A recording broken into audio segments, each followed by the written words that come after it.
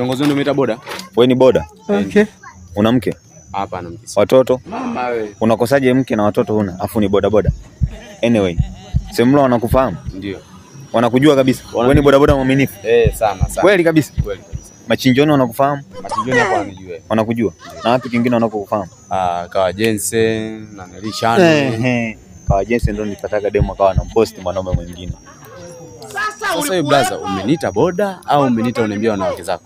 Yani ni hivi kiongozi, unajua mimi nilikuwa nakuita tu tufahamiane. Wewe shetani kweli. Kama mapenzi umpate unayempenda. Okay. Uchungu wa mapenzi je? Mama wewe. Hebu mtu mmoja jitokeze ambaye ni fundi wa kuumiza. Tuone kama moyo wangu bado naumia. Wewe kama umelaaniwa laana yako itakuchinja.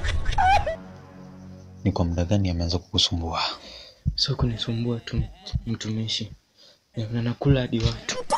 Kama juzi siku ile nimeona mdogo wangu. Anaila kabisa hivi. Nini sasa nini? Yanakula kabisa kila kitu. Yanakula watu. Yanakula hadi watu. Ni huku. Ni huku mchungaji. Niache na changamkiwa mchungu wangu kweli. Wewe sio pepo mlete ile unitafune. Hapana mchungaji. Watu wa bangi mko? Niazime simu yako. Hapa.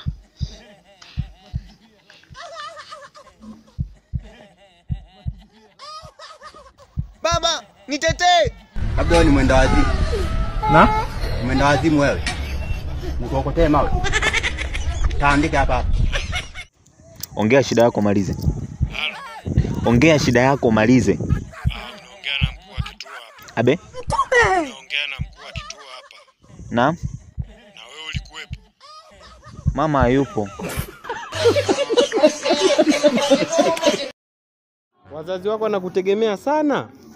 Hata hamna. Mama wewe. Wazazi wenyewe sasa wananitafuta kwa mwezi mara moja, sometimes wasinitafute kabisa. Mimi nikaamua kuachana nao kama watu wanitafutiwa nini sasa? Kwa nini umeniuliza hivyo?